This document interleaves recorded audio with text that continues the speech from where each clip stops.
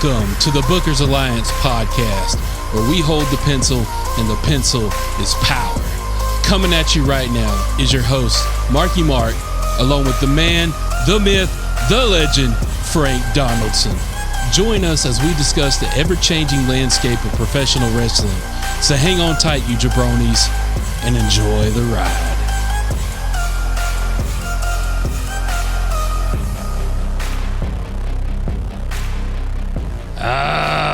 Welcome in, everybody. Thank you for joining today's episode of the Bookers Alliance podcast.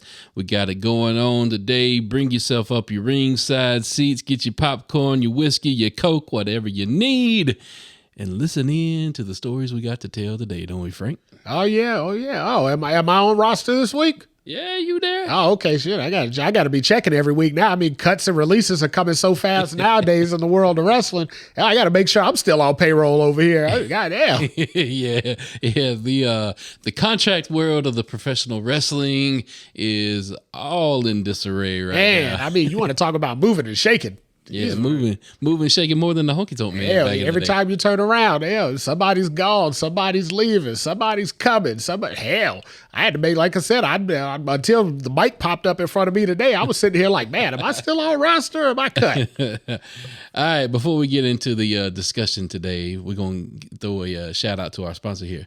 Crown Royal Single Malt. All right, something new. We've been digging in with the Crown Royal lately. Yeah, it's summertime. We might have to start getting into some mixes here. We might have to start mixing some things up, and then we have to break down a blend. Absolutely. So, cheers to our sponsor, sir. All right.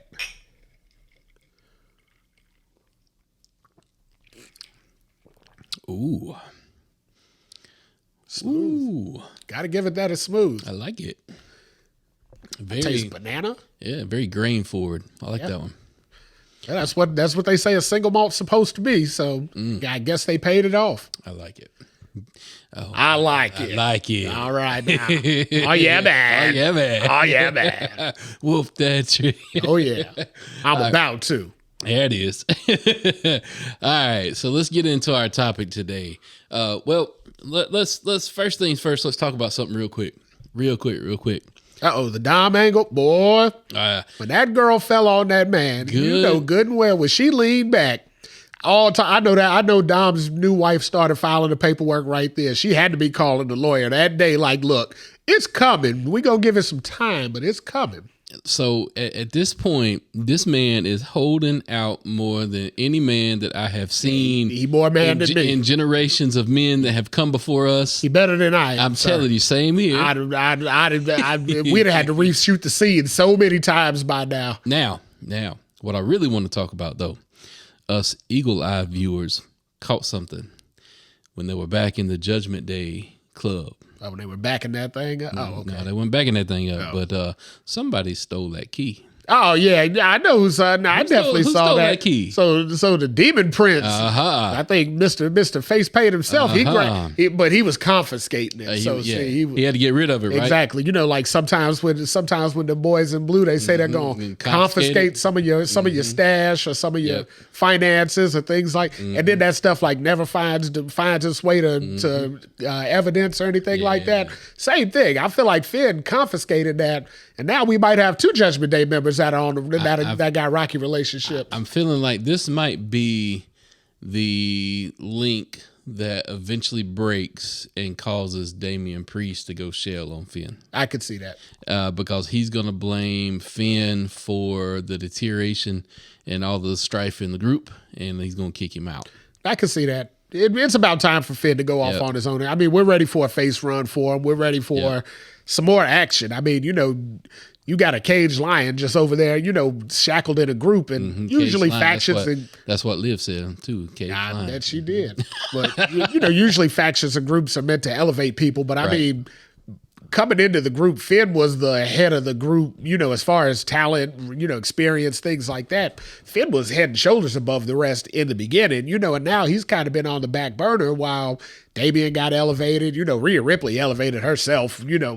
Out of the stratosphere in the group. But I mean, even Dom But in the words of Carlito, this whole angle is cool. That's cool. That's cool. I ain't mad at it. Carlito with the line of the night. When that key came up missing, or when that key came up and Dom said, "Hey, yeah, Liv gave me this," Carlito couldn't say, he had nothing else to say, but that's cool. And I say, damn right. You know what? Sure is. Love it, Carlito. All right, so yeah, we want to talk about that real quick. Dom, dude. So I mean, either he's the best actor in the world. So if he can get through this, and like if his marriage survives, and there's no backstage rumors or anything like that, solid relationship. Yeah, I was gonna say if he can get through this, and there's no BS on the back end of it, like no Matt Hardy, Edge, Lita type, entanglement or anything like that going on. If he gets through this clean, that boy gets all my respect. I give him all my respect. And if you didn't buy that girl a big enough diamond, you better go get her. He will be. Don't worry. He will be. Either that or she'll be taking half his, as Eddie Murphy once said, half his shit on the way out. So. All right, let's talk about today's topic. Today's topic is you can't hang on to Hold on, I got a question though. Okay. Is it worth half for Liv though? I mean, like, would you give up half for that? Depends. Are the kids involved? I mean, so they got to go too. I mean, do you want Liv raising your kids? All right, let's get out of this topic. Let's get out of this topic real quick while we're all still saying. Otherwise, we're gonna be on that topic next week. Yeah, we'll be talking about contract's gonna be cut. Exactly. There'll be two more people that will be like, if these relationships make it through this podcast. So yeah, let's get on out of this right now. But yeah, cuts. Who's getting cut? You can't hang on to everyone. Damn sure can't. Keep talking like this, we won't. So. Like we said, this is the contract situation that WWE has gotten itself into. There is some myths on why these contract situations have come up. They have since fired somebody that was on the inside that was supposed to be working on these contracts. But at the same time, even if that person would have been doing the right thing all along, you still can't hang on to everybody. I mean, we never have been able to. 20 years ago, I remember Lex Luger being on WWE programming on a Sunday, then on Monday Nitro on a Monday. Walks out. And everybody said, how the hell did this happen? And we found out years later, Lex had been working without a contract for a couple months. He was on a handshake deal, and all of a sudden WCW wrote a big check. Now, hey, so this has been a problem for as long as we all have been wrestling fans, probably way, way longer, but it's starting to come to a head right now because of social media and the digital age. You know about it. You didn't know about this stuff. You can't hide stuff like this in today's time. It's gonna come to the surface. But the man of the hour, so to speak, of that's kind of spurred this conversation on is Ricochet. Yeah. Ricochet is, he's reportedly worked his last deal as of Monday Night Raw. Now, let me preface this by saying, before this comes out, there could be something happen. There could be some kind of a deal struck. There could be something definitely happened. Ricochet went through that damn car windshield, and I'm like, well, that's how you write somebody off TV. The old ambulance angle has always been a write-off of TV. So. But yeah, so Ricochet has reportedly worked his last deal with the WWE. Reports are that he could be going to AEW. Will Ospreay has kind of spurred those reports on. Which I heard that may be a little bit of contract tampering there. Could be. I know Tony and them came after WWE for similar action, so you don't know how that'll turn out. That's all for the legal process. We ain't getting involved in that. Yeah, we're not lawyers over here. Matter of fact, we might need a lawyer by the time this episode is done. We're gonna keep ourselves unincriminated here. But as far as the angle by which they wrote him off TV. Good Lord, Braun Breaker murdered Ricochet. Yeah, God, I mean, good Lord. The way he threw him through that car windshield, I mean, when he picked him up for the slam, I'm thinking he's just going to toss him on it, right? And I'm like, it ain't going to tickle, but, Ricochet, he's a butt master. He'll be able to handle it. No shit, no problem. When he drove with him, I'm like, welp. So, you know how they say football is a game of inches? Uh-huh. That slam on that car was a game of inches. Yeah. Ricochet, if he would not have tucked his head as good as he tucked his head. Yeah, he really would have been in this. He really would have been in that ambulance. Yeah, and his contract really would have been terminated. So that was a very close call. Along with Braun lawn darting him a la Rey Mysterio into the side of the production truck. And Ricochet really did hit that ground, and I really believed it knocked the breath out of him when he hit that ground. It didn't tickle, right? No. So, you talk about, oh, well, wrestling's fake, blah, blah, blah. You can't gimmick everything now. Take that and tell me it was fake. Right, yeah. You can't gimmick falling, 7 feet from, straight in the air to the concrete. You ain't gimmicking that, right? Yeah, but, with Ricochet, I guess the thing that everybody's been saying is, well, he had his chances in the company, Did he? See, that's my thing. Did he really? Because his chances in the company were really a lot under the VKM era. Yeah, and we know how VKM feels about small little guys. Exactly, yeah. We know he wasn't Ricochet's cup of tea and vice versa. They were a match made in heaven, so to speak. So, but Triple H is the one who brought him in. And he's had Triple H's, run for a little while now. So, right. Were we really getting our worth out of, Ricochet being the speed champion over on X? Is that really the best use out of, one of your quote unquote top guys? What's the old adage that they always say? When you're giving chicken shit, make it chicken salad, right? Yeah, but Ricochet made a lot of damn chicken salad over there. He made, he did. For not a lot of high profile spots, he made a lot of high profile moments. Like what he did with Logan Paul at the Rumble and, things like that. He made himself spectacular in a world of, you got 5 minutes, kid, go get it done. Right. He made himself stand out. But there was so much more that could have been done. What we were just talking about. Could you imagine seeing some Finn Balor versus Ricochet, let's say best out of 7 like we used to have back in WCW back in the day? And that is the thought behind, if he does go AEW route, he's going to get that with Will Ospreay. Sure. And, I'm all there for that. If that's the way that it's going to go, historically, their matches have been great. I got a question. Yep. We usually get to this point around this time of the what's the story? There is none. All right. So. There is none. And that problem will be following us for the foreseen future. And even Uncle Bully pointed that out. Okay, you give me Ricochet versus Ospreay, and then what? Yeah, what essentially he sounds like he gets cut, or he wanders off into Miro Land, or he has to become the Ricochet of old, as Bully said. And yeah, but then he's got to kill himself. He's 20 years older than that now, so can he really be the Ricochet of old? Exactly, and he probably can, but does he want to walk later? Right. Is he okay with saying, hey, I'm going to, throw my body off everything in the world now and walk like Mick Foley in a couple years? And I hate to keep quoting Bully from Busted Open, but we always like to cite our sources.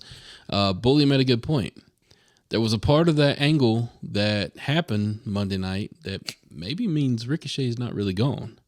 And that was the part of Samantha getting in there with him. Yeah, and I heard their take on it. They're like, we're going to pay it off down the road. I think that was more of a way of slowly but surely writing her off TV too. Could have been. Because when Dean Ambrose disappeared to, off to greener pastures or whatever he thought he was going to beat John Moxley, Renee Young kind of did the same thing. Renee Young was there and she was on prominent TV spots and things like that. Then they started getting smaller and smaller. The spots started being a little bit shorter and they started coming a little bit more few and far between. And then she was Renee Paquette and she was gone. So it's like, well, what the hell happened? So I don't know. Samantha Irvin might be wandering herself into that territory, which would suck because, she just had like her career highlight doing 2 nights of WrestleMania. Nobody, not even the great Howard Finkel, did 2 nights of WrestleMania ever. So she's done something that no other ring announcer has ever done. And then, she follows it up with leaving. I don't know if that's going to be in her best interest. So I think when it comes to her, is she going to safely land somewhere if she leaves the company? Absolutely. Her name is probably right now as hot as any other wrestler's name is right now. But at the same time, the fans are behind her. The fans in WWE are going to miss her. I know the fans are behind. Did you see her scurrying out of the ring the other day in that little short skirt in there? The fans are definitely behind her because damn. I ain't mad at Ricochet. Ricochet was probably in that ambulance like, yep, come on with it. We go hit this angle. But we'll be interested to see what happens with Ricochet. If he stays, great. But you can't keep everybody. So, and I think you brought up a good point the other day. If Ricochet stays, what does Wes Lee do? Right. What does Dragon Lee do? Right. We got a handful of people over there that got the same skill set as Ricochet that are 20 years younger. Right. Do we just keep, holding them in NXT while we let Ricochet shine? Or do we Go ahead and let Ricochet check out those quote unquote greener pastures and let some of these new guys elevate. I mean, like you said, you just can't keep everybody just for that reason alone. So let's talk about another person who has got a contract coming up. Again, we're not lawyers. We don't know everything about these contracts. We just know what we've been able to kind of see and read. But Natty, as far as her contract status, whether or not she's going to stay, that's a lifelong vet to the WWE. Yeah, Natty's got at least 20 years in WWE at this point. You talk about the family history in WWE. Yeah. But, if she was to kind of venture off into different pastures, what would that mean for her? Well, the last time we saw Natty on TV, she made a statement, and she used Owen's words. She said, "Enough is enough, and it's time for a change." Yeah. Now, that could mean one or two things. We also heard her talking to Sonya Deville. Yep. Could there be a partnership going on there where she's looks like Sonya Deville's trying to build a stable? Now, wait a minute. So Sonya Deville just recently got married too. Now, she better stay away. I mean, I've seen some of Natty's Instagram and some of the pictures she be taking. Oh, we got to go there, don't we? We don't need Sonya having a damn breakup too now. Come on now. Don't put her in the mix either. Now, we need to keep some of these good outside the business relationships going. We try to put them all with the ones that'll go make them fall apart. But if she doesn't stay with WWE, let's say she does go over to AEW, perfect setup for her to get right into the Owen Hart Cup. Yeah, I can see that. The only issue I think I have with that is, Martha Hart, Owen's widow, she had such a problem with WWE and their treatment of, Owen's memory and things like that, where she didn't want anything WWE and Owen Hart, related to be, tied together at all. I mean, who else says WWE more than Natty? So, if you let Natty Neidhart come over and win the Owen Hart Cup, I mean, that's basically saying a WWE lifer is now tied into the Owen Hart name forever. Is Martha going to be okay with that? So that is where there's a difference between Natalya and Natalya Neidhart. She hasn't gone by Neidhart in the WWE in a long time. Well, yeah, she can't even go by Natalya. She got to go by her real name. She's Natalie. So nobody wants to see Natty Neidhart. I mean, let's break it out here. We want to see Hart Foundation Natty. I will say this. If she makes it over there, gets into the Owen Cup, what's family is family. I believe that, they've sorted all of that out. With Martha, that's a different story. Martha's she's a different cat. That's what I mean. I don't think there's a reason why there's a reason why her and Tony get along so well. Yeah, absolutely. But I don't think that part's been sorted out. Like, as far as I know, Martha and Brett haven't had any kind of reconciliation. And I mean, Brett wasn't even with WWE when all that happened, but he didn't speak out negatively against him. And that's kind of what Martha wanted. She wanted the whole family to rally around her and basically shit all over WWE, and the whole Hart family's looking at it like, this is where the majority of our paychecks are coming one way or another. We're not, just cutting off our nose to spite our face over here. We get where you're coming from, but you also just got a $umpteen million lawsuit filed against WWE that you won. We still got to go out here and work every week. So, you got to look at it from everybody's different perspective. Let's talk about somebody else real quick that could be leaving WWE. Now, it doesn't seem like it at this point. Maybe they have signed a contract. Maybe they've worked everything out. But Chad Gable is reportedly, either contract up or has quietly re-signed, and we don't know. Yeah. But Chad Gable right now, to me, his story with what's going on between him and Sammy and what went on prior to that between him and Gunther, those storylines, those have been the strongest stories that Chad Gable has been in his whole run. In WWE. Absolutely, by far. I mean, this what he's doing now with the whole Alpha Academy, and he's actually in contention for a title and all that. It would seem like the worst time for him to leave, but I mean, this could be the way that they send him out. It could be Otis basically destroying him, which is, the boiling point is coming. I think everybody watching knows that eventually the boiling point is going to come and Otis is going to destroy Chad Gable. Is that going to be, is he going to ride off in the Ricochet ambulance, or is it, is he going to come back and have a feud with Otis? Or I'm going to put it this way. If he has re-signed, there is a very good chance they can make the decision to put the belt on him Saturday at Clash at the Castle. That'll be your teller. That'll be your teller. Yeah, that'll be your teller. If that happens, then you know exactly where we're at. Yep. If he goes over on Sammy, wins that belt, I will say it won't be clean. It'll be with Otis's interference, whether it be intentional or unintentional. There will be some Otis interference. It won't go clean. Could Sammy then get a rematch? Absolutely. So he would definitely get a rematch at some point. But honestly, the story is Chad and Otis. That is the story. Otis is so over with the crowd right now. Yeah. That is the story. Everybody wants to see Otis flip on him. Yeah. Every time they tease it, the crowd pops. Yeah. So I mean, they were so there for it on Monday night. Absolutely. And they were kind of a quiet crowd at some points throughout the night, but they perked up when that started happening. They thought when Otis ripped that shirt off and Chad was bit down in the corner, they thought Chad was going to finally get his. And WWE, of course, was like, no, we're already writing Ricochet off tonight. We can't write Chad. We can't write Chad off, too. We can't do two. I mean, the ambulance is already out of the parking lot. Hell, we're in trouble now. We drove off while they're circling the block. We can't go back. There's so much more meat left on the bone, though, for Chad than there is Ricochet. Yeah, had this been a year ago, I'll be honest, had this been a year ago, both guys' contract had came up, oh, hell, they'd have already been in the street walking. Right. Yeah, Chad would be over in New Japan somewhere. Yep. Ricochet, I don't even know if he would have been at AEW at that point. So they're trying to give Ricochet that alley. They're trying to set him up between Ilya and Braun. They're trying to put that there. There's no story there. Just before we go any farther, I mean, we just got to send a shout out to that Ilya and Braun match on Raw this week. Holy crap. Good God.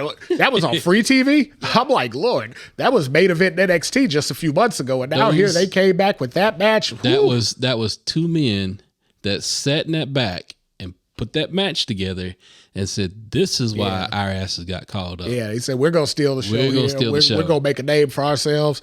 And damn it, we're going to solidify our spot. 2 spots might be opening up real soon, right? So you got one guy who's fighting for the IC title and one guy who's, who's been on every Raw for the last month and a half, 2 months. Even if he wasn't main event, hey, if them 2 slots are opening up, you got 2 guys who put a damn good application in for him last night. Yep. Let's talk about another one that has just kind of quietly left and went home. Did not renew her contract. Has not had anything bad to say. Really, though, realistically, do we think she's jumping ship? Hell no, I don't. I think Becky Lynch will stay in the WWE. She might jump ship to Hollywood, or she might jump ship to, do some TV. She jumping ship to no other damn wrestling. There's zero upside for her. I don't care if Tony Khan wrote her a $10 million contract. There ain't no upside for her to leave because the blueprint's already laid out. Where she's at right now with her career, she could basically write her own check. Yeah. But absolutely. if she wanders off into AEW, 1, that puts her in bad favor with WWE, and 2, that makes her damn Sasha Banks. And God, nobody wants to be Sasha Banks right now except Sasha Banks, because Sasha's cashing her checks. That Mercedes and that Monet is pulling up like the Brinks truck is rolling into her driveway. She's also cashing everybody else's checks too. Did you see the QR code? Did you scan the QR code? No. You didn't enter to win some CEO swag? No. Come on, man. There wasn't a more blatant ripoff than anything. I mean, hell, I'd have been happier if they had put her in a feed basket, had her pop up on the damn thing. When I saw that come on there, she's like, "Don't forget to hit my QR code." I'm like, ugh, this is the best that they could do to try and copy the damn WWE. I threw up a little bit. Yeah, Lord. I was like, this is making me sick. Like, they would have been better off to do an old school style infomercial with Mercedes and just say, you know what, buy my swag, and then she come out there and do a little dance with her new T-shirt and be like, you got to have the Monet. If you got the Monet, you need to ride in the Mercedes or something like. Man, I could ride the Mercedes. Hey, I don't know if I got enough Monet for that. Lawyers, Frank. I could crack open some savings. Remember what Sammy got into now. True, hold on. True. Yeah, but remember what Dom got into. I mean, so I'm saying. I can get into that. I can get into that. Now, I ain't mad at that now. God. All right, we're off the rails. We got to get back on track. Sorry. All right, so with Becky, is she going anywhere else? No.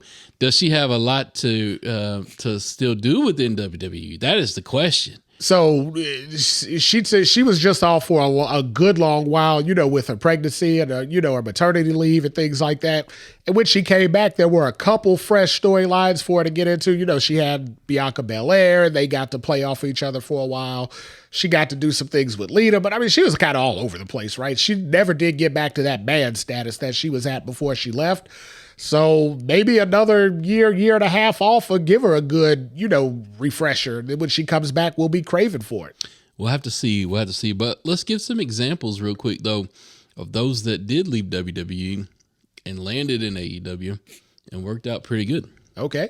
Let's talk about Bryan Danielson. Yeah, I mean, it was so, except he's getting his damn head knocked off every week. I mean, short of the injuries. Ricochet, pay attention. Yeah, no kidding, right? Because you go over there, look at Edge. I mean, Edge went over there, had 3 matches, broke his leg.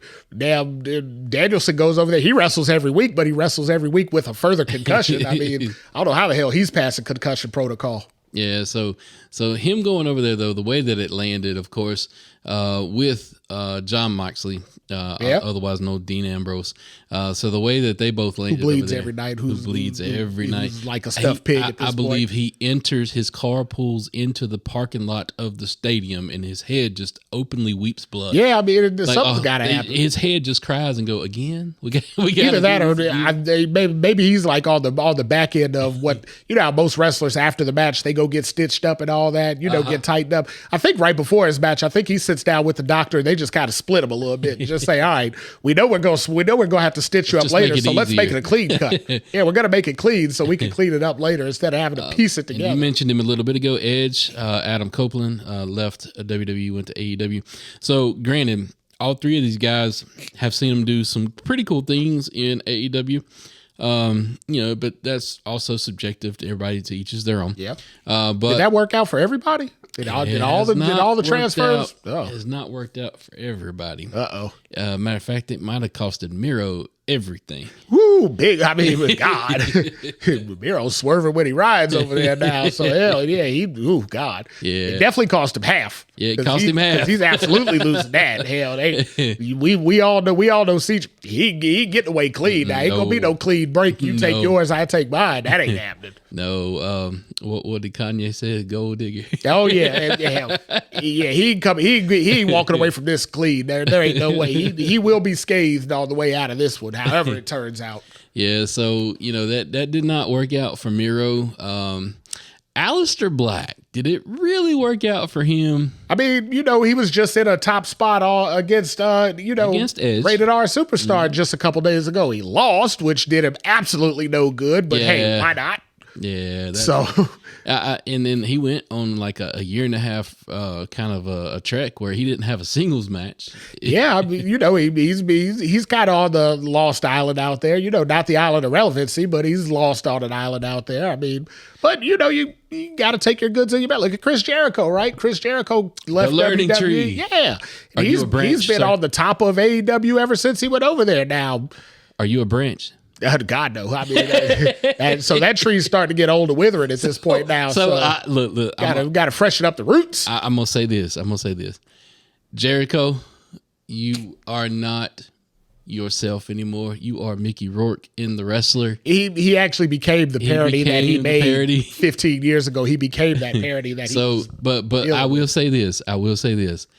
Even though this new gimmick is annoying as hell, it is very entertaining. I mean, this is what Jericho does. He's right? calling everybody branches. Exactly. His list was annoying as hell, but it got over, right? I mean, stuff like that. Jericho can get anything over except for that leg when he goes to drop the big leg. Now, he ain't getting that over. No. So who is so we know Big Cass. We know Big Bill. Big Bill. We know who's the other guy? Yeah, right. Dude, the gimmick that he's playing though is straight up Mr. T. That's the gimmick he's playing. He's pitying the fool. Wow. He's pitying every fool. I had enjoyed those two in my mind before we started this podcast today. Whew. But do you see it? Jericho is Mr. T. No, the new guy. The new guy. Oh, the new guy. I'm gonna be honest. I haven't seen enough of the new guy. He's channeling Mr. T. I see him have a comment all the way out. Like after Jericho walks out, I see him make that back comment. It's the pity the fool comment. Okay. Then he needs to just say it so that way we can just get. I mean, if you're gonna rip something off, blatantly rip it off. Don't half-ass it. But those are the ones that have made it into AEW. Let's talk about some that jumped the ship from AEW. Oh, okay. The biggest one of all, the American Nightmare, Cody Rhodes. Yeah, no kidding, right? I mean, good Lord. Tony still, he still punishes himself at night, with dominatrix type stuff over that thing. I'm sure there's a panel with his name on it somewhere about that Cody Rhodes loss. I really think that whole situation, and this is just from interviews that Cody has said, and I respect Cody for doing what he does when he's approached this question. He's not given the answer because out of respect, that's not who he is. He's not going to go out there spreading dirt. Okay. That's not what he does. But I really do believe there was a personal reason between him and Tony. Yeah, he said as much on that. He said, they were just going in different directions. There. Yep. There's something there that caused that, but that brings up the guy who did go out and spill all the dirt and just put it out there, who's probably the second biggest loss for AEW. Mr. Cult of Personality. Absolutely. I mean, when you essentially, short of injury happening, your top two WWE WrestleMania main eventers were in the other company, 6-7 months before that, for Punk at least. Cody Rhodes started the other company, for Christ's sake. Good Lord. Like I said, when you're looking at, man, I let those two guys go, and now they're main eventing the competition's biggest show ever. It's like, holy From hell. Cody going to where he can't even compete for the AEW championship. Yeah. To going to having 2 years back-to-back WrestleMania storylines for the WWE championship. Yeah. Matter of fact, last year probably being the biggest story ever. Yeah. He didn't finish it, though. Here we go. Oh, okay. Here we go. Just say it. I mean, here we go. Didn't finish the story. I thought we left this behind, Frank. He did. I thought we left this behind. So I'm on the Cody side now. I like him as champion enough, but we got to have a whole nother show on what they need to do with Cody ASAP. So I just need to know. We'll save that for next week. I just need to know what cookout he's going to. That's all. I mean, Brandy's family's cookout. Yeah, the people you met at WrestleMania. He's going to their cookout. That's the one. That's the one. He's invited. I mean, with his paycheck, he damn sure invited. So he'll have to prove himself by doing the little dances and no more. Dope. He got to know how to do the running man and all the dances like on TikTok. Hell, he drive up in that big ass luxury bus, and they're like, "Well, that guy's in. He's here. Yeah, he's in the family. Son, how you doing?" Let's talk about another big personality that left AEW and became a huge star within the WWE, and she's not even scratched the surface yet of her career, and that's Miss Jade Cargill. Yeah, there's a storm coming. I mean, WWE, it really AEW used her more than WWE's using her, but her presentation in WWE is so much bigger than she was ever going to get. Served up to us fans. Yeah, her in WWE is bigger than everyone in AEW right now. There ain't nobody in AEW that didn't already come in with a heavy pedigree like Jericho or Punk. Right. That's been presented better than Jade Cargill at this point. My goodness. I mean, they're not using her that much. I mean, she's in that China role right now where she's not getting used a lot, but she's over like Rover. Yeah. And Jade, let's give you your flowers. We appreciate the work that you're putting in. We see it. We recognize it. You getting a little bit more polished every time we see you on TV screen. And we appreciate the work that you put. We definitely appreciate it, but keep at it, please. Because we're one bad mistake away from you not being on TV for 6 months. So I need you to keep working at it. Just keep plug it away, please. Them putting her with Bianca was a great choice. Yeah. Bianca definitely showing her that WWE work rate. Yeah. How that all goes. But definitely a very good presentation of her character, and I'm really enjoying what they're doing. Yeah, you and me both. Yep. Let's talk about 3 other men real quick that left AEW, went over to WWE, more importantly, went over to NXT.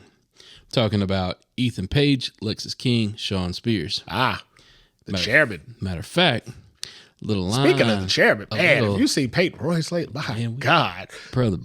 Brother. Is there any way we could get him out of his situation? I mean, she needs to be back on the market, like ASAP. So side quest real quick. Bluetooth, do you realize you have a natural Exactly. I mean, my God, with the names that we bring up and the scenarios that we kind of lead into and stuff like that. You have a natural spokesman here in Frank. I mean, hell, I could market this shit in my sleep. It's like you wake up with more than wood every day. I mean, hell, that's how the slogan goes. You need to come on over here like Crown Royal did. Sponsor the Booker's Alliance Get on podcast. board. Get with the chew. Come on, Blue. Get with the chew. All right, but with Ethan, Ethan came in and quickly got inserted into the NXT title picture. Warranted or not warranted, and the jury's still out on that. But if you're going to bring him in, bring him in. Yeah, I mean no better way to put him in a high profile match. He got in a main event match. He came in with a good story, right? Like, this is the only way you're going to sign me. You're going to give me this match. So you take away from the whole, he jumped the line of, hundreds and hundreds of NXT call-ups. He jumped the line with his story, right? So they didn't just come in and just put him in the storyline and just say, all right, take it, we're going to shove it down your throat. They gave you a good enough reason to say, okay, he deserves this match. And then he lost the match, but coming off of that, he shares screen time with Cody freaking Rhodes on NXT. That ain't a bad thing, right? Right. And Cody, Cody being a little Cody-ish as he always is, gonna drop those little lines, telling all three of those guys, seems like you're in a good place. Seems like you guys are in a good place. Him and Lex, and as they're all standing, then they all stand there and shake their heads. They're like, yep. Now I will say, Lexus King, formerly known as Brian Pillman Jr. Yeah. At first, when they first started to look at how they were going to bring him in, I thought, okay, they're giving him the full Pillman treatment. They're going to bring him in as Pillman's kid. And then they switched it, and I was quick to be soured on it. I did not like it at the beginning. Unfortunately, I mean, he's Pillman's kid, but is he Pillman? I mean, trying to put somebody in that loose cannon gimmick, you got to be 150% bought into it. So and if you're just playing loose cannon, that ain't gonna work. You got to be that loose cannon, and that's what Brian Pillman Sr. was. His ass was a loose cannon. The way that they have done it, they brought him in, changed the gimmick, gave him Lexus King, and he's developing that character into a freaking loose cannon. And that's the thing. He needs to grow into that role. Correct. But that was the problem. 8 weeks ago when you brought him in, you can't just give him that and say, make it happen, kid, because, I mean, shit, that's a big call, right? I mean, it took Brian Pillman a whole lot of NFL football to get his screws loose enough to play the loose cannon. Yeah, seriously. Pillman definitely had more than a few screws. Yeah, hell yeah. On playing for the Bengals back in the early 90s, yeah, he got a few screws loose up there. That wasn't hard for him to play, but when you're asking his kid to do it, that's a big call. You got to work him into that. You don't just throw him in the deep end and say sink or swim. That's what AEW does. They tell you, hell, you're Adam Cole, all right, sink and swim, and we're not going to give you enough TV time, and your ass can't stay healthy for the life of you. But we need you to be the top. We need you to be the best. And shit, I mean, it's a big ask, right? But looking at those three guys, looking at what they're being presented as in NXT, they're given the airtime. They're given the space that AEW just wasn't giving them. Granted, and I don't know why. They've got plenty enough TV time that ain't nobody watching. That's what I was about to say. There's plenty enough TV time to get these guys on TV. You got Dynamite, Rampage, Collision, Ring of Honor. You got all of that crap going on. Pay-per-views and shit. You couldn't get these guys on TV. Yeah, there's no excuse for that. I mean, the blueprint was there. When Punk was supposedly leading Rampage or whatnot. The idea was, get the other roster over there, get these guys on TV. Then when Punk left, the rails kind of fell off, and now it's more of the same old again. Hell. Well, I guess. I mean, I'll be honest. I haven't seen Collision in a long time, right? Dynamite's about the only one that I watch. Yeah. That's about it. Everything else, I get to recap them. Yeah, Dynamite's almost on tape delay right now. I'm watching that on record every night, so I don't have to. Now I have to deal with what I don't want to deal with in it. So. So these remember I brought up Adam Cole a minute ago though. Huh? Where's Britt Baker been at, man? Are they broken up, baby? Is she on the market perhaps? I mean, all I know is Britt, you are missed. You are definitely entertaining to watching a match, and I want to see you back on TV. Outside of that, I want to see her outside of it too. On a far more personal level. Absolutely. Again, Blue Chew, what are you doing? I'm saying, God, they'd get 7-8 sponsorships a show. Hell, if they come here and boost us up to 1 hour, damn it, hell, I'd be selling the product online. There'd be a number to call. Matter of fact, let's just put a QR code on the back of it like Mercedes Monet. We'll just sell Blue Chew directly from that. Just click the QR code at the end of this YouTube video. Send you right to BlueChew.com. Ooh, producer, can you handle him? I can't handle him. / Booker's Alliance. Ooh. Get your dick hard. Ooh, well, that's just going to put us into an expletive for this episode. This single malt's good, don't you think? Yeah. All right, we're gonna have to end this show, everybody. But we don't know who else is gonna come up with contracts that are about to expire. Like I said, we're not lawyers, and we damn sure ain't on the inside. But WWE, your boys are right here. We just didn't cut us a paycheck. Hey, and I'm saying we could be on the inside. We can head up the female division. Oh God, no! Yeah, put me right on in the inside. Put divorced before too long. I'm gonna be divorced by association. Just fade anonymity. You didn't hear a word of it. Nah, you didn't. My earphones went out. Exactly. You're like, man, what do you say? All right, everybody. As entertaining as this one is, we're gonna have to wrap this one up. Drop us a line on our social media platforms. Let us know what you think about all the contracts. Let us know if you feel like Frank would definitely be a good sponsor for Blue Chew. Let us know. Blue Chew, hit me up. My socials at Frank Donaldson, at Bad Boy DGF, at Get Paid. Let's get paid. Let's get laid. Let's get made. And with that, everybody, we bid you adieu. Peace. Today's podcast was produced by SBP. You can find our podcast on all major podcast platforms. Also, connect with us on our social media accounts. Search for The Bookers Alliance on Facebook, Instagram, YouTube, and X.